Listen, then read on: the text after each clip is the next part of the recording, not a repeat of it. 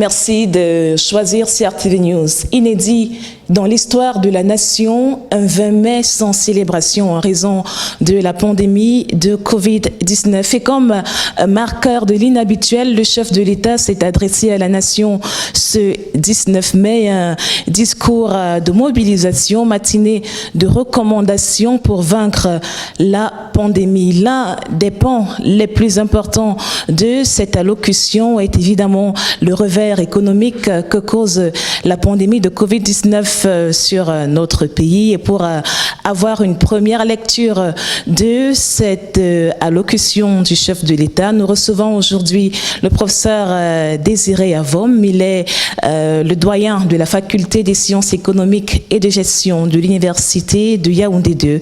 Bonjour professeur. Bonjour madame. Alors dites-nous, à chaud, vous avez suivi comme moi le discours du président Paul Biya à la nation ce 19 mai. Quel est votre premier regard à l'issue de son allocution?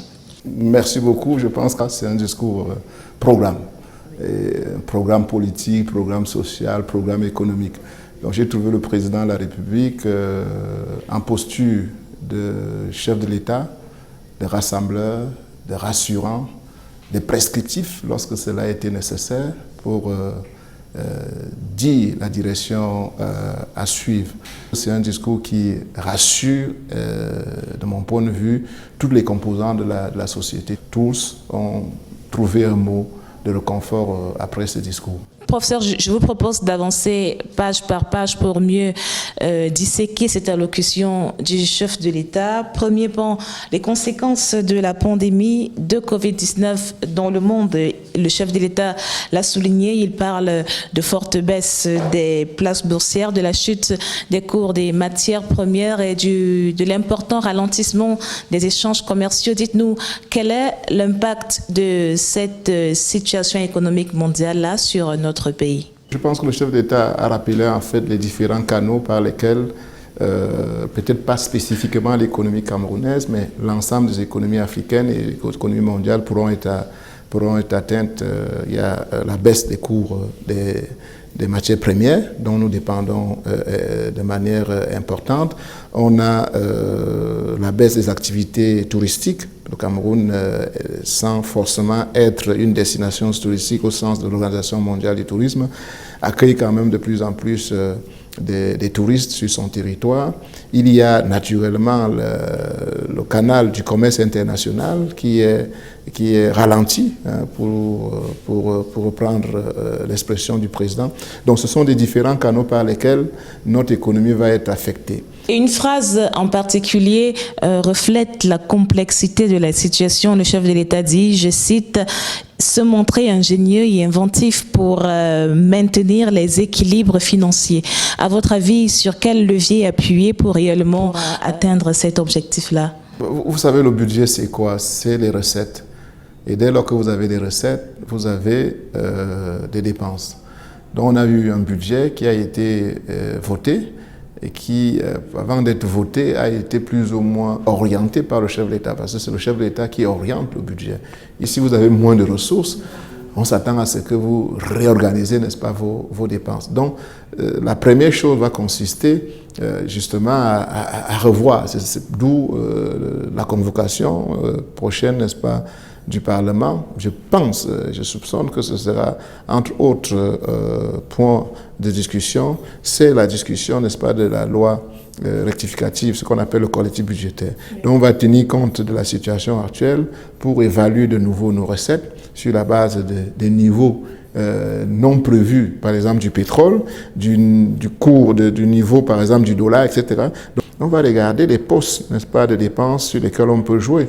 Et il y a des postes qui vont disparaître naturellement. Par exemple, en termes de fonctionnement, tout ce qui est lié à l'organisation des séminaires que nous voyons régulièrement, tout ce qui est lié aux dépenses même de fonctionnement, par exemple, du carburant. Vous ne pouvez plus justifier une dotation, n'est-ce pas, de carburant alors que vous êtes confiné à Yaoundé. Nous prenons le cas de la fête du 20 mai. Il y a un budget qui est associé à l'organisation de la fête du 20 mai. Donc, ce budget ne pourra plus être engagé dans son intégralité. Donc ça sont des dépenses qui vont sauter tout à fait naturellement. Et puis, je pense que l'ordre des priorités est clair. La priorité, c'est vraiment de sauver les vies et ça n'a pas de prix. Et donc, les réallocations vont être orientées vers la santé, vers le soutien à l'activité économique pour que le système économique ne s'écroule pas, que ce système économique soit prêt à repartir. On a également lu un appel à l'industrie locale pour ravitailler le marché dans cette allocution du chef de l'État. C'est là soulever un fait qui est que cette pandémie est une opportunité pour le Made in Cameroun. Oui, ça peut apparaître une opportunité. Déjà, vous voyez un peu le caractère ingénieux des Camerounais qui essaient, n'est-ce pas, de profiter de cette situation pour pouvoir vivre. Donc, c'est un vieux débat qui existe depuis. Pas d'industrie, pas d'avenir, tout le monde le sait. La plupart des pays développés aujourd'hui se sont développés à travers un secteur industriel puissant. Et quand vous observez les pays africains, c'est le ventre mou. C'est-à-dire que nous ne transformons pas nos matières premières, nous importons presque tout. La pandémie, au-delà des morts que nous pouvons regretter, donne l'opportunité au Cameroun en particulier de mettre en branle le génie de ses compatriotes dans les activités, la production, n'est-ce pas, des masses et tout ça. Le Covid nous a montré que nous pouvons vivre. Nous vivons même mieux et nous résistons mieux que ce qu'on avait prévu. On pensait qu'il y aura une rupture d'approvisionnement, il y aura beaucoup de décès, que l'Afrique était finie, tout le monde était...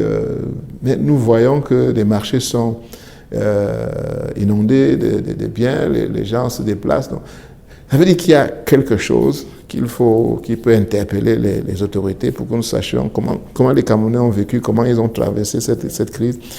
Donc, ça veut dire que nous pouvons développer des opportunités d'investissement pour répondre à notre demande d'habillement, à notre demande alimentaire, etc. Merci, professeur Désiré Avom, d'avoir été l'invité de CRTV News. C'est moi qui vous remercie. C'était l'invité du jour sur les antennes de CRTV News. Merci à vous de rester connectés à la suite de nos programmes.